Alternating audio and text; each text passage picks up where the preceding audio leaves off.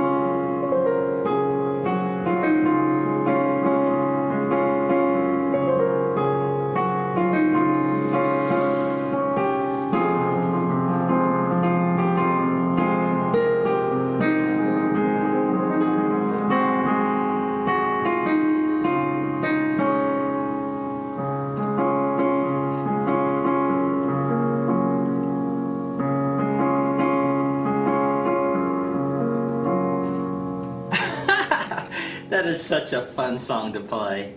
And it reminds me so much of the early 1970s when I was just out of college and trying to get started with things in Los Angeles. So what were you doing at that time in Los Angeles? Well, I had taught a couple years and decided if ever I was going to make a break, it was going to be then.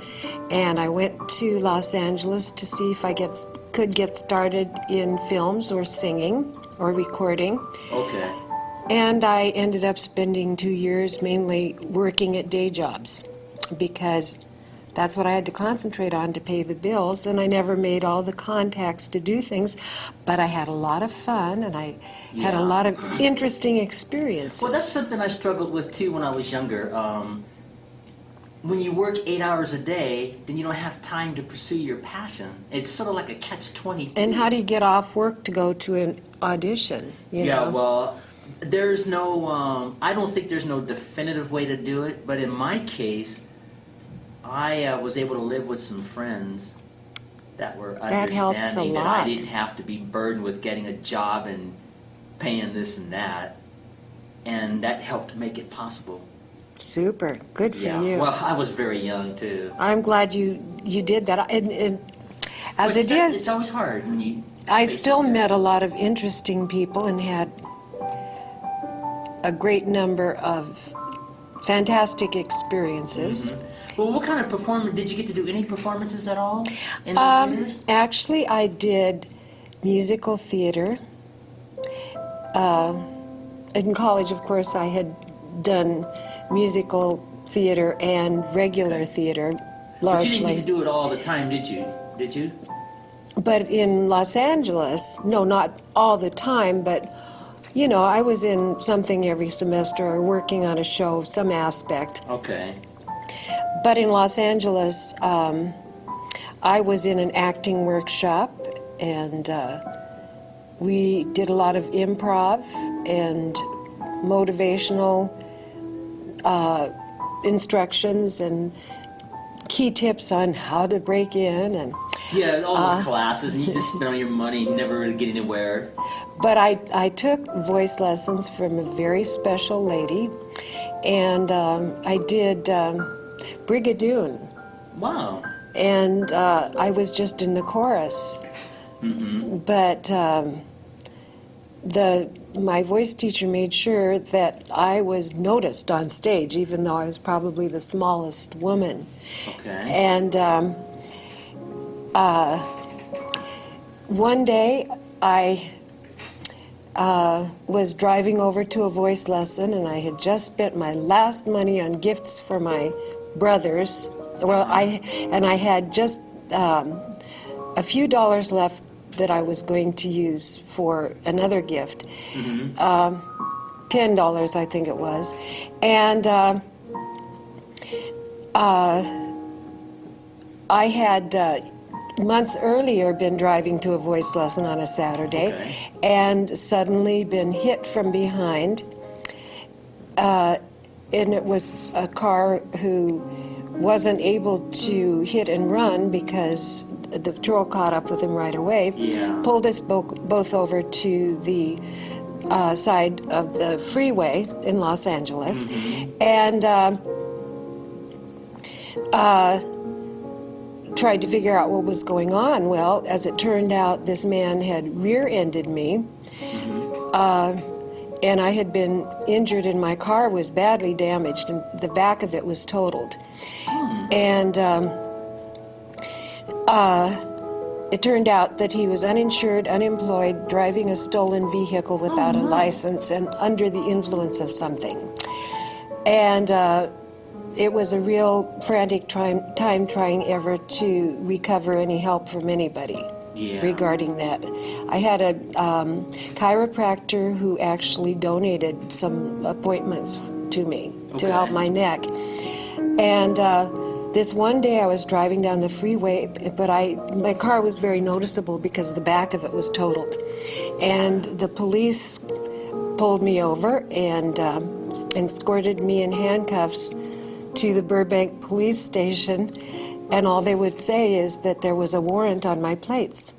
Oh, no. And I went in and I said, "What is this all about?" "Well, there was a warrant on your plates." Well, it was because in downtown Los Angeles, you have to park on the street. In most places, there aren't parking places unless your company pays for a parking spot in a garage for you. And I had to park at the downtown Evangeline residence, the Salvation Army residence for women. And I would have to move my car on certain days of the week for street cleaning. And I came home one day and there was a notice on it that it had to be moved the next day, but I had somehow got raging flu and couldn't get up and go out and move my car. So I got a ticket, which I paid in the mail. And that was why there was a warrant on my plates. And I thought, why is it that people can drive around like the person who hit me, and I get a ticket and am arrested for a parking ticket? Anyway, so it made me so angry. They dumped out my purse, they fingerprinted me, and I called my voice teacher to say that I wouldn't be at my lesson, and she said, "Well, you stay right there. Abraham will be right there to pick you up." And I thought, okay. Abraham was her husband. Well, by the time her husband arrived, I had paid the $10 I had for a gift for bail. It was only $10 bail. That was 1974. And I had gotten my car, and I was just sitting on the curb along the street waiting for Abraham to come back, and I was like this. And he showed up in his sky blue Cadillac and was going to drive me away, and I said, "No, it'd be better if you followed me, so I'm safe." But, that sort of injustice seemed to follow me in times when I was the victim of something, but I was the one who received the brunt of the justice. But anyway, I managed to get to my voice lesson a few weeks later, and I had been, the night before, I had heard the full overture of a classical piece Okay. in my sleep while I was dreaming. Okay. And I thought, wow, that's really interesting. I got to my voice lesson, and my voice teacher said, my mother wants you to star in an opera, and here's how it goes. And she played the piece that I had heard in my head. Okay. It was Bastien and Bastiena, which was a Mozart opera he had composed when he was 12 years old. Okay. It was meant to be performed for the Princess Marie Antoinette while she was still at her parents' home in Vienna. Maria Theresa was her mother, the Empress, and she was the one who later married the King of France and ended up beheaded. But anyway, he wrote that at 12 years old. Okay. A full-scale opera. And it is, Mozart, if you pay attention to it, is full of a lot of repeats and things like that. But Oh yeah, I know. I read it. he had a real affinity for the human voice. And the writing he has done in many of his operas gives a vocalist a real chance to show voice and character. Mm-hmm. Of course, the Magic Flute, which he wrote after he was out from under of the royal patronage, so that he was supported by the public. That's how he was earning his living, and how he died later penniless because he started writing the Requiem. Yeah. But he produced so many things that gave the world so much pleasure, and he spent his life being victimized by people who just wanted to take advantage of him. Yeah. So, I was thinking of, from Chorus Line, the song, What I Did for Love. Okay. Do you do that song? I don't know that one. I mean, I know, but not well enough to play publicly. Oh. Sorry about that. Well, that's now, I all don't know right. if you knew what I was doing while you were talking. I was doing some opera. I did Pagliacci. Uh-huh. Pagliacci. I'll do it again, the short version.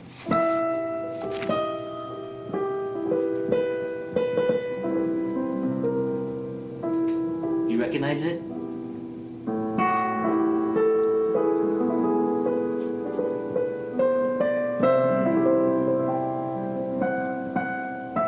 I'm sorry. I'm not familiar enough with Pagliacci. I do know the concept that there's a person who is a clown Yeah. and treated badly. Yeah, well, the best version of that song I ever heard is from a movie called, let me see if I can remember it, The Great Caruso, with the opera singer Maria Lanza Yes. playing the Pagliacci character. And I believe I saw that. Well, there's many clips of him, but in this film, if you get to see this, the Great Caruso, if you get to see this movie, I think it's the best opera singing I've ever heard of anybody, period. I mean, I think Mario Alonso was a top form in this film. I think he did like over 20 arias in that film. And so when he does the Vesti La Juba, I think it's how it's pronounced, the Pagliacci, Vesti La Juba, that's a pretty cool scene. So I love Festa La Juba. Oh, I just love that. He sings that song And that's in the film. So beautiful for a full-bodied tenor. Well, when I was at the conservatory, I had a friend named John that was practicing that song. And so I used to go into the practice room, and he'd be singing that. He'd be doing all this.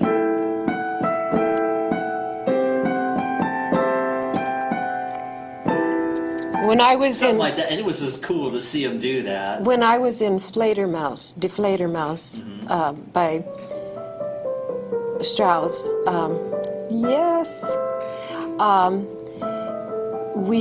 there's always a place in the Fledermaus when you're at the New Year's Eve ball when they have entertainment. And so they bring in other things. And one of the things they brought in was one of our company tenors singing La Festa de Juba. And then Yeah. we had Las Vegas Dance Theater do the beautiful ballet Two Rites of Spring. But in terms of singing, I've done lots and lots of musicals, and it seems I can always hear them in my head. If there's a beautiful melody and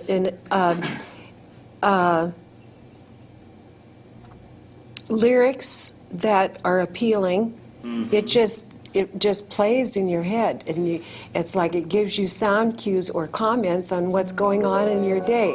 And you'll hear a song in your head, and then you'll realize that was a comment on what's going on. You've had that experience? Well, I don't know, but everybody's experiences are different, so. I call that my internal iPod. Well, I guess. I don't have to dial anything. It just automatically says what it's going to say, makes its piece. Well, let's have some fun with some opera. Opera is not really piano songs, so these little things I do on the piano, they're just my little versions of opera here. Let's see if I can remember how to do this. La Donna Mobile. Do you know Amal and the Night Visitors? I'm sorry. I'm going to try to get in. When I was 36, I played Amal in Amal and the Night Visitors, and he's supposed to be a 12-year-old boy. So I thought, oh my gosh, I'm going to have to lose weight. I got down to 114 pounds, and that's as far as it would go. Okay. So even if I'm short, I had to be that slim and still have a voice. I did it. And not everybody can sing high B flat and high C and You mean still, the opera, the high note, you talking about the high note in the opera? right. Not too many people, only accomplished opera singers can sing that and still come across as a 12-year-old boy. Yeah. So I was proud of that. And I think when I think back on it, a lot of the musicals we have were almost operatic, like Showboat.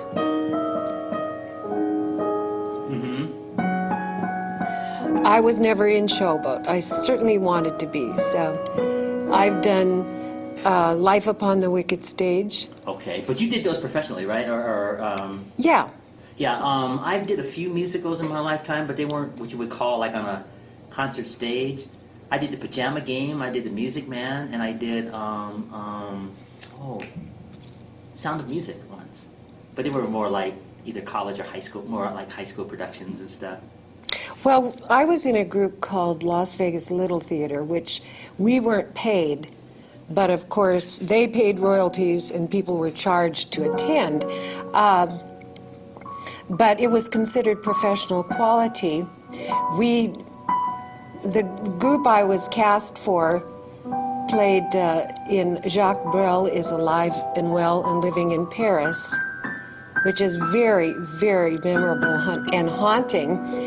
And we would have people come back, performance after performance after performance. Okay. A lot of them were people who performed on the Las Vegas Strip for a living. Okay.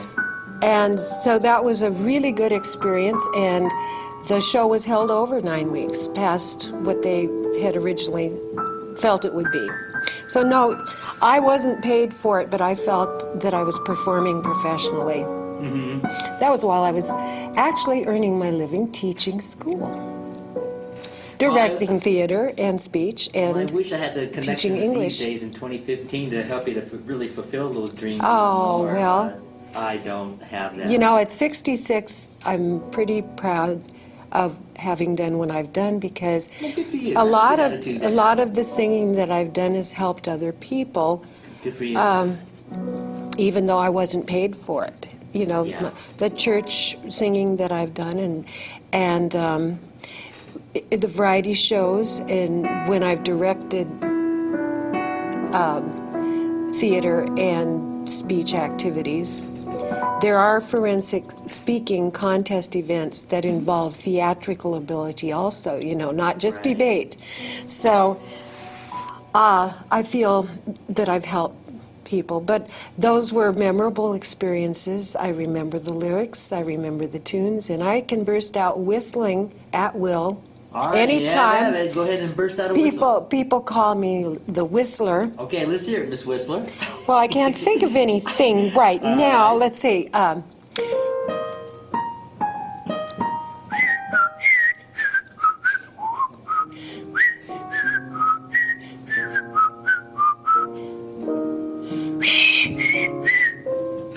Let's see. Hold on.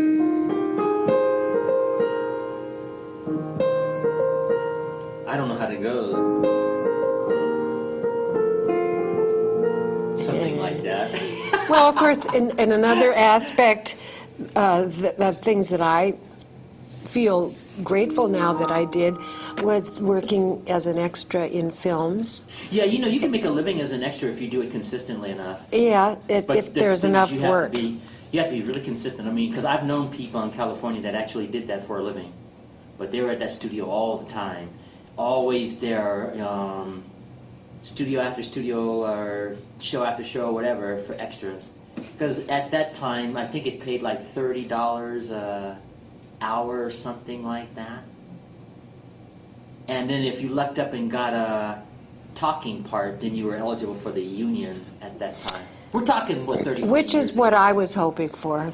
Well, yeah, it's But hit or miss. But, they used to pull me up into the foreground because they knew I was a good atmosphere person, but they wouldn't assign lines to me because then they would have to enable me to be in the union, which I felt was a little bit disappointing. But I also, in 1986, did 4 professional commercials. Yeah. And, one was local. It ran for about 3 months on primetime local television, and the others were all national. And I was paid below union scale. Yeah. But I was paid something, and it was interesting for the experience and exposure. Yeah. But as I said, what I did for love. And I loved it. I loved performing. Yeah, you have to really be consistent if you're going to do it, making a living as an extra. But see, now it's 2015 with the computer age. I don't know what it is. We're talking at the time when I was kind of dabbling a little bit in that. I mean, I'm never going to be no Paul Newman, and I wasn't really pursuing that. But, yeah, I made a little change once in a blue moon as an extra and stuff. But it was so, tiny. It's not even worth putting on the resume or anything like that. I once did a film once years ago where they hired me as a counselor. All I had to do was just pick up the phone and say, "Suicide hotline." That's it. It was And you were paid for it. No, I got paid for it, but it was... Interesting. Yeah, it was just such a little teeny part. Certainly not a challenge, but... No, it was planned, what they wanted me to do. So I knew ahead of time what I was going to do. It was just a scene in a movie, and I don't even remember what the name of the movie was. It was just a little insignificant little mini film that they were doing in Los Angeles years ago. They said, "Hey, Asaph, all you have to do is just sit here, and when the phone rings, you just pick it up and say, 'Suicide Hotline.'" That's it. So the phone goes, ring! And I didn't look at the camera either, so they did that part in one take. It was just such a simple little... That was my moment, my 15 minutes, I guess, of being a movie star. And you could see me on screen answering the phone, so it wasn't like a back shot of my head. Good. But... Well, that's as far as I ever got in the movies. I was in the film Casino. Oh, you were in that? I was an extra in it, and they told me that they wanted me to be in the background and make up my own little scene in the background. Would it be in my sense of what I was doing? I was supposed to be talking on the phone, on one of the house phones, and make up my own scenario. And the main actors, Robert De Niro and they were all there? They were, and Pesky, they were all there, and they came right past me, and you can't see me anywhere in the film. Well, that's okay, yeah, but that's, that kind of work is hit or miss. I mean, really, Oh, sure. to make, I know in the old days, if you made a living as an extra, you had to be there all the time. Film after film, movie after movie, studio No, after studio. what I really wanted was to get a line so I could get my SAG card, so I Yeah, could. that's hit or miss too. And, it was definitely hit or miss, and I didn't have the time because I had to make a living. I know, see, and that's So- what I was talking about, it's a catch-22. See, in my case, I really don't believe in luck. I was just blessed. I think I was at the right place at the right time, at least for me. I think I told you, when I graduated high school in '76, I did student teaching for 2 years at my old junior high school, Foothill Junior High School in California. And I did it for 2 years, and then I got into the conservatory when I was 19. And then after about a year, I think I was like 20 or 21, something like that, I went to Los Angeles, and I had a friend of mine, my best friend in high school named Mark. He was a student at Loyola Marymount University, so he let me hang out in his dorm room. Those little things, those little tiny things, those chain of events that happen in my life. Connections. Yeah, and so my original plan was to get a job at Disneyland, because I was still able to play the trumpet at that time too, along with the piano.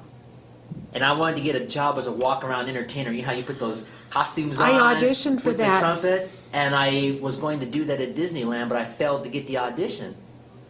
So the next day, I got permission to play the national anthem for the basketball game at Loyola Marymount University. And that is how I got started in show business, because that led to 5 months of playing at that school for all their functions. And then the chancellor, Father Don Merrifield at the time, he's probably gone now. We're talking, 30, 40 years ago. He gave me free room for my musical services at Loyola. And then I was playing for all their school functions at Loyola at that time, and there was a student there named Deetra Cannon. And she was friends with Bumps Blackwell, who was Little Richard's manager. She called him and said, "You gotta hear this Asaph. This guy can play." And I didn't know she had done that. And then when I went to see Deetra, she said, "Hey, I want you to go see someone." I said, "Who?" "I want you to go see a guy named Bumps Blackwell. I set it up for you to go to his home." I called him. And I said, "Who is he?" Because I didn't know who he was. I'd never heard him at that time. I was only like 20 or 21 then. And she said, "He's Little Richard's manager. He's a friend of mine. He's expecting you, and I want you to go to this address." I went to that address in Los Angeles at that time. I knocked on the door. Bumps Blackwell answered the door. And I introduced myself, and he was expecting me. And he took time to listen to me play. And a couple of weeks later, he called me from Sacramento and said, "Kid, you're good. I'm going to train you. I'm going to teach you."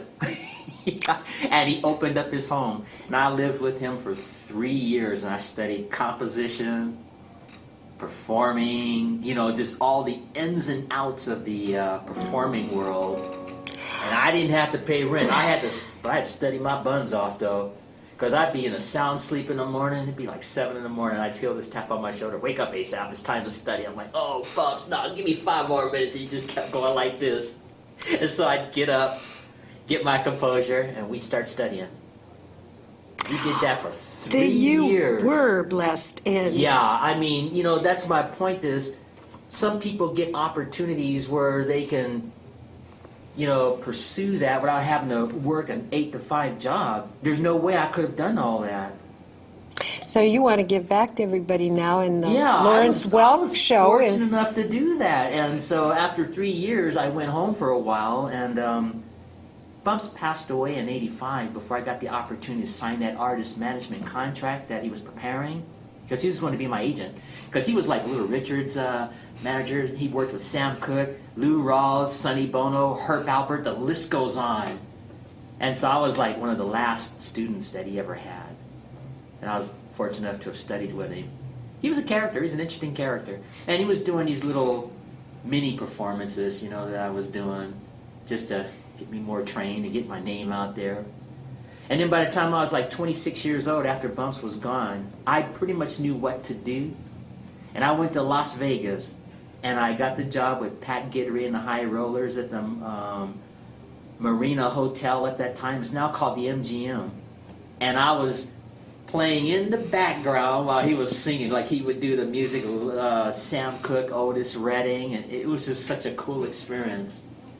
And that's how thanks to Deetra opening that door with Bumps Blackwell, it set off the chain of reactions throughout my lifetime. And that's how I got into show business, and I didn't have to worry about a job, trying to make that happen, like you work 8 and 10 hours and you're too exhausted, or everything is closed, at the end of the day or something. So, and that it explains catch-22. why you want to give back by using the Lawrence Welk I'm getting type of physically older format. now. I don't do the performances now that I once did. When I was in my 20s and 30s, I was performing all the time, but I wasn't living in Montana either. And one of the biggest misconceptions about show business is people think that if you're not a household name, that you're not making a living in music, and that is so false. And I'll give you a good example. You ever watch the Jerry Lewis Telethon every year when Jerry Lewis was hosting that? I've watched it, yes. Okay, and you remember you see like those orchestra members and so on? Mm-hmm. You don't know those people from Adam, but they're making a living in music. See, that's my point. They may not be necessarily Just as all the household house orchestras do in Las Vegas. Yeah, so, there was work out there, at least in those days. But I haven't been in Vegas in years, so I don't know what it's like now. But I'm only talking from my experience. And I think I played with Pat Guidry twice, off and on over a year, 2 periods, something like that.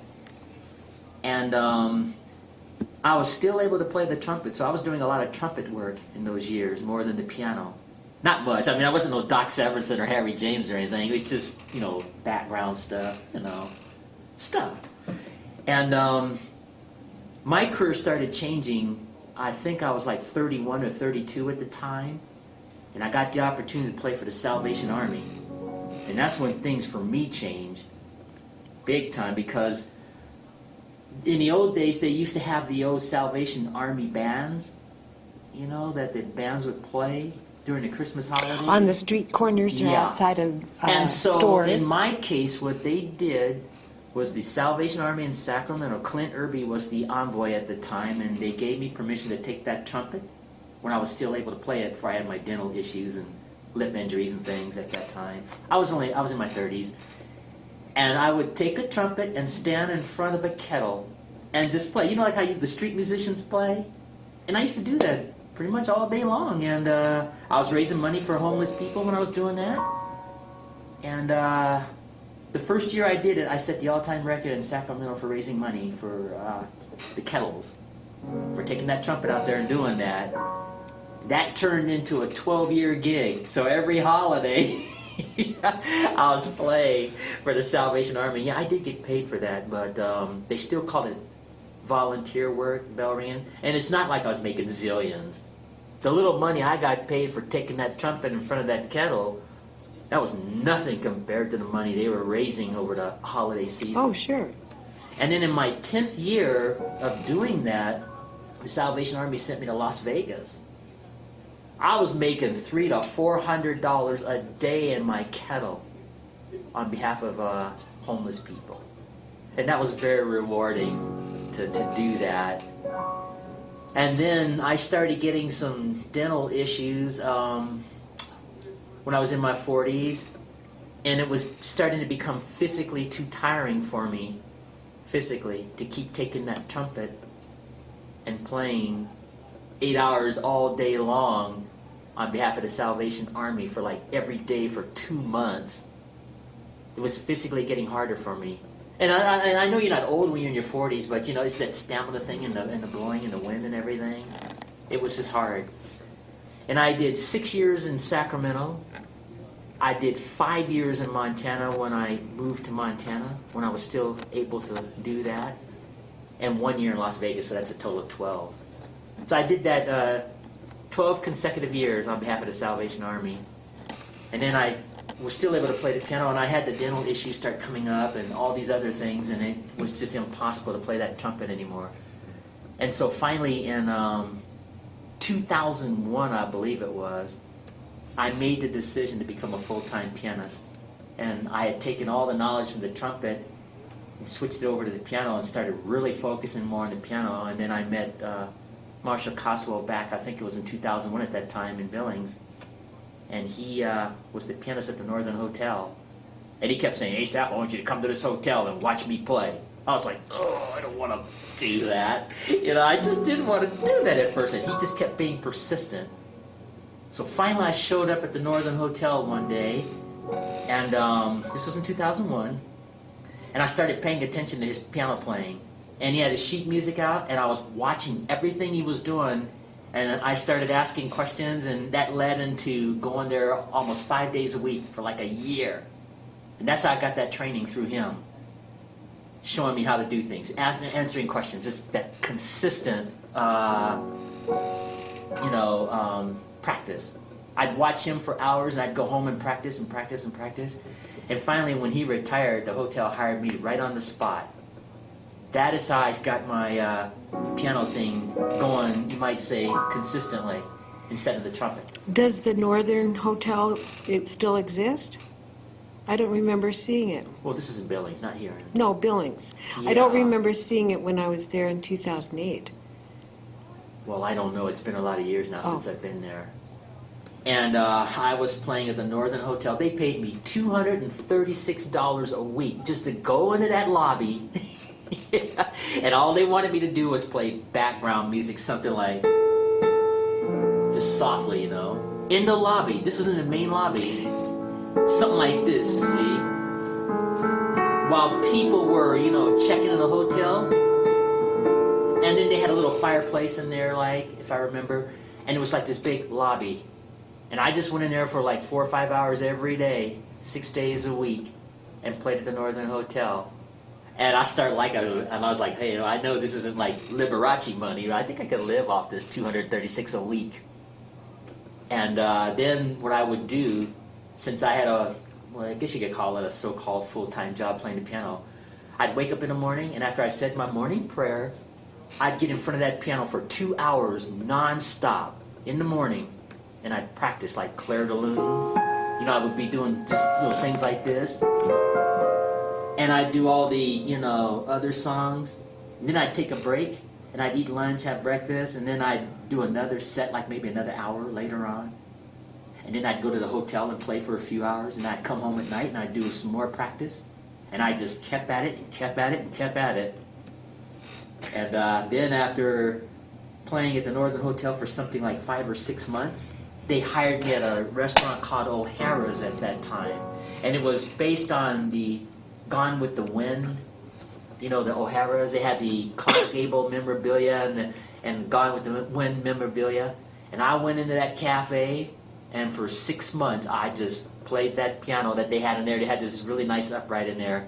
And I was doing all this stuff while people were eating, and I had this little armband, like the old days. 1890s. Yeah, and I did that for 6 months, and then the Yellowstone Art Museum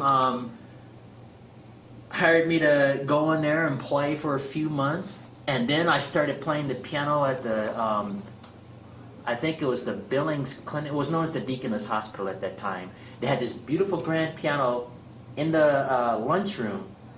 And all I had to do was just go in there every day, 5 days a week for like another so many months, and I just played in the hospital. And that's how this piano thing just grew, as far as consistently. It's been miraculous. Yeah, but see, that's my point. I was fortunate enough to not have to be burdened with an 8-hour-a-day job, but that just would not have happened in my trumpet days and in my piano days. Now, I haven't played the trumpet in so many years, I doubt I could do it now. It doesn't matter. I have a lot of trumpet memories, but I was doing the piano all along anyway, but not to the degree that I'm doing it now as far as that consistency, because I was focusing on the other instrument at the time. And that's pretty much my history. And then a guy named Royce Baker and his wife Mary, they heard me playing at the Deaconess of the Billings Clinic now, and it turns out he was a what do you call it, one of those producers for making recordings. And he and his wife took that studio equipment. They were living in Missoula when I was still in Billings. They drove all the way down to Billings. We went down to that what is that, MSU school. They had a 9-foot concert grand in there, and we locked ourselves in there for 11 hours, and I recorded my first CD. That used to be through- called Eastern Montana College. Yeah, and then when that CD was finished, I was still married. When I tell the story, I was married to a girl named Jeannie Marie at the time, and I named my CD after her, Lean On Me, Jeannie Marie.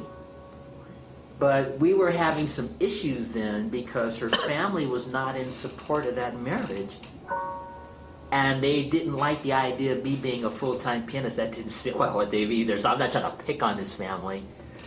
And so it became a burden for Jeannie being married to me without the support of family and me being a pianist. And so after a year and a half, I let her go home. And this happened January 29th, 2008. I was in a divorce court that morning, and I was on a Greyhound bus that evening, and I headed to Missoula, and I pleaded with her. I said, Jeannie, please come to Missoula because things are about to happen. Sure enough, I get here because the CD was already recorded, like I mentioned. 2 weeks after I moved into my apartment in Missoula, that's when I got hired to play at the DoubleTree Hotel. And they were paying me way more money there than I ever did at that Northern Hotel. And I was like, I can do this. But what I regret is I never got to share all the wonderful blessings that came my way when I moved to Missoula. I never got to share those with Jeannie.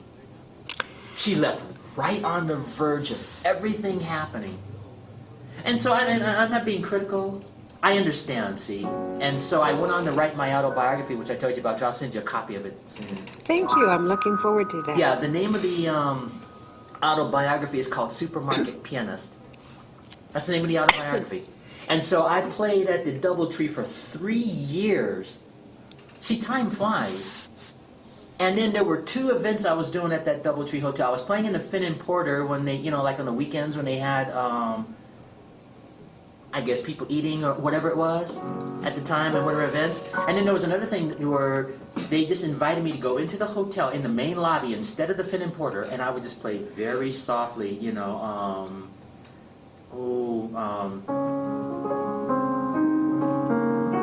something like this. And I was playing very softly while people were sitting in front of that fireplace at the DoubleTree or checking in. And time flies. And then from there, I got the invitation to start playing at the Patty Creek Market, Jim Edwards' store. And how that came about, and I told this story too, and it's in my autobiography. I'll have to send you a copy of it.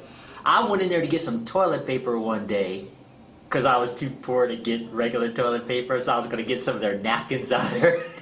And there was a lady named Debbie McDonald, who was the bakery lady at the time. She was like the bakery manager, I guess. And there was a piano in the store. And she says, hey, Asaph, go over there and play a tune real quick. And I didn't think anything about it, so I'm like, okay, I'll play a tune. I went in there and I was sitting there, I think I was playing Moonlight Sonata or something like this, and I started playing the song. I'm sorry I missed it there. And I started playing it. And then somebody called Jim Edwards, the owner, and said, you gotta come to your store. There's a guy in there playing the piano in your store. And I guess Jim was pretty close by, so he came by and he saw me playing. He says, hey, why don't you start playing here all the time? I said, cool, all right, let's try it. And that's how I got started at the Patty Creek Market. And I wound up playing there for 3 years too. So I was at the DoubleTree for 3 years and Patty Creek. And then K-Pax came in there with those cameras one day. And then I wound up on the news and they start repeating it over and over. This piano player playing in a supermarket instead of a regular hotel. So that was good for Patty Creek. It was good for me, and that's how my name got skyrocketed out there here in Missoula. Where is Patty Creek Market located? It's on Southwest Higgins, right across the street from the Matador. Toward Patty Canyon. Yeah, you go past Patty Canyon, when Higgins turns into Southwest Higgins. And I played in that store for 3 years, that Patty Creek Market, and then eventually started tapering down to just events, like holiday events and so on. And that's how my name just circulated out here. And then When did you take on the name Asaph? Oh, God, I did that years ago before I ever came to Missoula. When you were preparing with Little Richard's manager? No, not that far back in my life. I was born Charlie Williams, or I should say Charles Hodges Williams Jr. That was my birth name. And they called me Charlie because I was a kid, you know, like a kid. And this is an interesting story. I went to a Southern Baptist church when I was a little boy, and there were 3 people there named Charles. And so the pastor said, we'll call you Charles, and the other Charles, we'll call you Chuck, just to make the distinction. And since I was a kid, they said, we're going to call you Charlie. And that's how I got the name Charlie Williams. And so they started calling me Charlie at this church because I was just this little kid, you know, I was only 12. But the problem is, you know, as I got into my 20s and even in my 30s, you know, when you go to establish credit or do something professional, there's so many people with the name Charlie Williams, and they were always mixing me up with this other person named Charlie Williams, and it was just a hassle. And one day I said, that is it. Because, you know, I would always have to prove it. You know, I wasn't this Charlie. And the other Charlies had houses repoed, cars repoed, or they were locked up or something. I'm like, oh man, I can't spend the rest of my life trying to defend myself. And there were AFTRA and SAG members who had my everybody was name. named Charlie Williams. They had my same exact name, and I'm going, well, I can't do that because you can't duplicate a name for so what Screen I did Actors was, Guild. and to conclude this part of the show before I invite the guest in, and we'll finish talking about that, I took out the Book of the Chronicles in the Old Testament. I said, I've got to find a name that's going to be so different that people will know it's me. And for a whole year, I researched names in the Chronicles, the Book of the Chronicles in the Old Testament, because there's that one chapter that got like a zillion names in there, you know. And then I took out, when I found the name Asaph, I knew Asaph Williams was not going to work.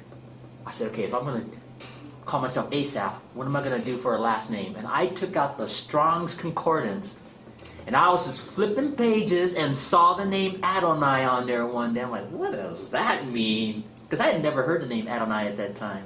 And so I looked up the dictionaries. It just said, you know, God in Hebrew. I thought, oh, that's harmless. So I said, okay, I'm going to become Asaph Adonai. I went to City Hall. I petitioned a name change. I went through the whole legal process. 3 months later, and you know, before they changed it, I had to have it published in the papers in case somebody wanted to contest it. You know how they do that? And my auntie in New York, she was not a happy camper. You're not going to change your name to Asaph. Your father named you Charles, and you need to honor your dad. I'm like, look, this is my life. I am sick and tired of being mixed up with people, and I'm changing my name. And I knew my auntie, I love my auntie, but I knew she wasn't going to come all the way to Montana from New York to contest that. So eventually, to sum this up, and when we do the second show, I'll continue this. But I went to court, and I had to stand before a judge, and this happened December 3rd, 2001. And he just basically went over the paperwork and said, you swear to use that name for all legal purposes, no illegal activity, and blah, blah, blah. You know, he went down this whole list. And I had my hand up before a judge. I said, I do. And he slapped the gavel. You're now Asaph Adonai. Have a good day, young man. And he sent me on my merry way. That's how I became Asaph. I had to go to Social Security. I'd contact them. I had to contact DMV, and I had to have my birth certificate amended in Fairbanks, Alaska. I had to call the vital statistics and tell them, you know, my name is Asaph Adonai, and they had to put that into the program, or however they do it legally, as though I were actually born Asaph. And that is how I became Asaph Adonai. Now, I'm going to tell you the second part of that story when we bring the guest in, and you might find it interesting. And so we're going to stop at this portion of Asaph Cafe with my guest, Linda Brooks Curtis, and we'll pick up where we left off when we invite the other guests, and I'll finish the history of Asaph's career and the name of Asaph Adonai.